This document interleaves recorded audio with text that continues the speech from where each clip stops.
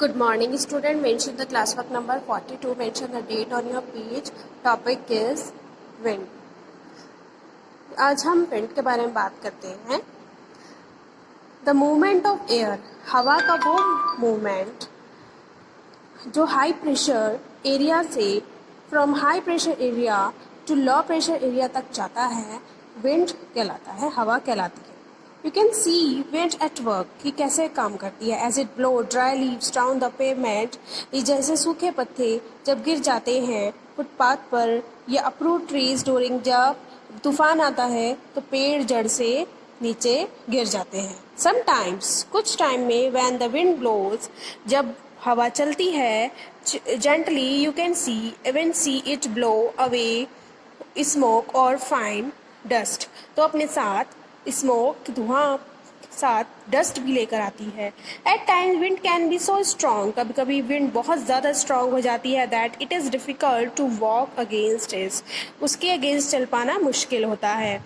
You must have experience, तुम्हें इतना experience अनुभव होगा. It is not easy to hold an umbrella on a windy day, हवादार दिन में अम्ब्रेला को पकड़ पाना भी बहुत ईजी नहीं होता. Think of some other example. ऐसे कुछ और examples हैं when strong winds have created problems for you. जब problems होती है तो wind can be broadly, लेकिन हम wind को 3 categories में divide करते हैं. Permanent wind जो हमेशा चलने वाली होती है. The trade winds भी कहलाती हैं जो western lights और eastern lights में permanent winds होती हैं. These wind blow constantly. ये wind लगातार पूरे साल चलती रहती है एक ही पर्टिकुलर डायरेक्शन में.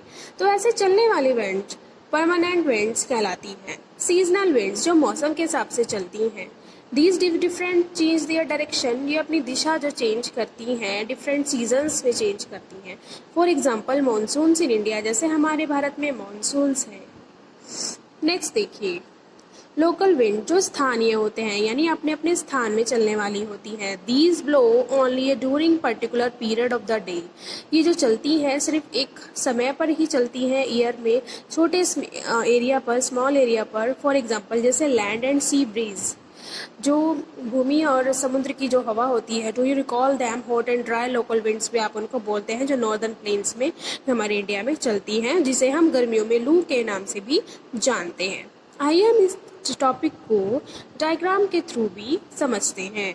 तो आइए स्टूडेंट हम डायग्राम की तरफ चलते हैं. नाउ से दिस, यहाँ पर मेजर प्रेशर बेल्ट दी गई है कि विंड सिस्टम की major pressure belt and wind system. तो यहाँ पर आइए देखिए नॉर्थ साइड साउथ साइड. तो देखिए यहाँ पे इक्वेटर, यहाँ तो जो कोल्ड एरियाज है हमने पहले पढ़ लिया है, वहाँ पर लो प्रेशर होता है, हाई एरियाज में हाई प्रेशर. तो यहाँ पर देखिए तो ये जो एरो बने हुए हैं ये विंड के डायरेक्शन हैं. और इसी तरह देखिए equatorial low pressure, subtropical high pressure, low pressure, high pressure, subpolar low pressure, क्योंकि यहाँ पे कोल्ड होता है एरिया.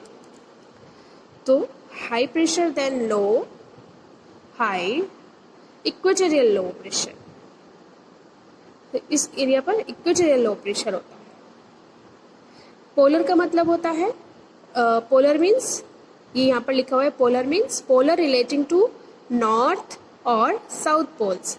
पोलर यानी रिलेटिंग टू जुड़ा होता है नॉर्थ और साउथ पोल से. पोलिंग एरिया होते हैं साउथ पोल से, यानी जो हमेशा ठंडे रहते हैं. तो ये है pressure belts and wind system किस प्रकार है. तो यहाँ पे कुछ एग्जाम्पल दिए गए हैं केस स्टडी से रिलेटेड. साइक्लोन जो तूफान टाइप होता है, साइक्लोन वायलेंट डेंजर होता है, हमेशा की स्पीड में आता है और रोटेट होते हुए घूमता है. तो ये साइक्लोन यानी तूफान कहलाता है. उड़ीसा में located eastern sea coast of India is prone to cyclone, वहाँ पे तूफान आया था. Originate in the Bay of Bengal. 1999 की बात है. 7 या 18 अक्टूबर की 1999 में साइक्लोन ने कम से कम 5 डिस्ट्रिक्ट हिट कर दिए थे of the state. And other super cyclone आया था वहाँ पे 29 अक्टूबर 1999 में. दैट डिवेस्टेटेड, जिसने तहस नहस नष्ट कर दिए थे large portion of the state.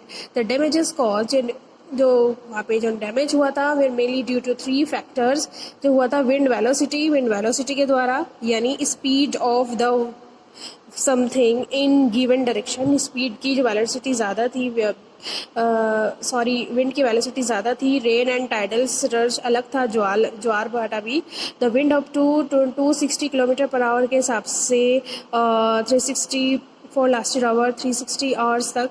These high velocity जो गति थी विंड की, these high velocity winds uprooted trees को भी जड़ से उखाड़ दिया था। डैमेज द कच्चा house roof tops of the several and telecom lines नैश कर दी थी।